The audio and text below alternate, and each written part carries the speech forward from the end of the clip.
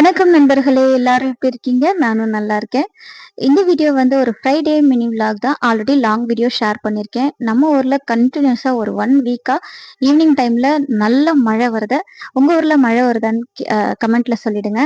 ஏன்னா இந்த வருஷம் இந்த கோடை அப்படிங்கிறது இந்த மழையால நமக்கு தணிஞ்சிடுச்சு அப்படின்னே சொல்லலாம்.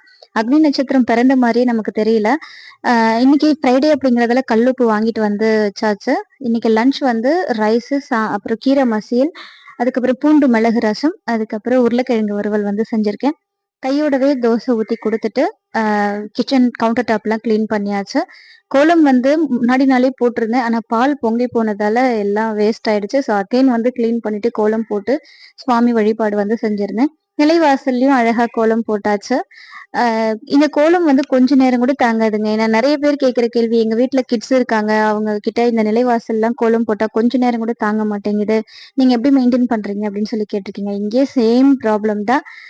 நிலைவாசல்ல போடுற கோலம் கொஞ்ச நேரம் கூட இருக்காது. மத்தபடி பூஜை அறையில, வாசல்ல இருக்கிற கோலம் அப்படியே தான் இருக்கும். சம்டைம்ஸ் பூஜை அறையில கூட நெறைய கொலாப்ஸ்லாம் நடக்கும். அதெல்லாம் நம்ம மெயின்டெயின் பண்ணி தான் ஆகணும். குழந்தைங்க வளர்ற வரைக்கும் கொஞ்சம் சிரமம் தான். நம்ம வந்து பார்த்து மெயின்டெயின் பண்ணிக்கணும்.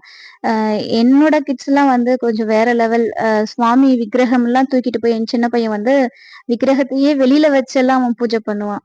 ஸோ நமக்கு அது சுவாமின்னு தெரியும். அவங்க குழந்தைங்களுக்கு எப்படி தெரியும்?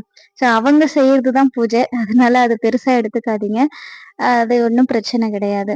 ஸோ இன்னைக்கு சங்கடஹர சதுர்த்தி ஃப்ரைடே வந்ததால கொஞ்சம் ஸ்பெஷல் தான். என்னுடைய லக்கி சாமான விநாயகருக்கு கொஞ்சம் அழகான அலங்காரம் செஞ்சிருந்தேன். அதேபோல அம்பாளுக்கும் இன்னைக்கு அபிஷேக அலங்காரம் செஞ்சு வழிபாடும் முடிச்சிருந்தேன். லாங் வீடியோல எல்லாமே டீட்டெயிலா குடுத்துருக்கேன். அப்புறம் மாரியம்மனுக்கு வந்து வஸ்திரம் எப்படி சாத்துறீங்க அப்படின்னு சொல்லி கேட்டிருந்தீங்க. அத நான் தனி வீடியோவா ஷேர் பண்றேன். கண்டிப்பா சீக்கிரமே குடுத்துடுறேன். ஏன்னா ரொம்ப ஈஸி, குயிக்கா வந்து ட்ராப் பண்ணிடலாம். ஸோ இந்த வீடியோ உங்களுக்கு பிடிச்சிருந்தா மறக்காம லைக் பண்ணிக்கோங்க, ஷேர் பண்ணுங்க, கமெண்ட் பண்ணுங்க, சப்ஸ்கிரைப் பண்ணிக்கோங்க. Thank you so much. Bye.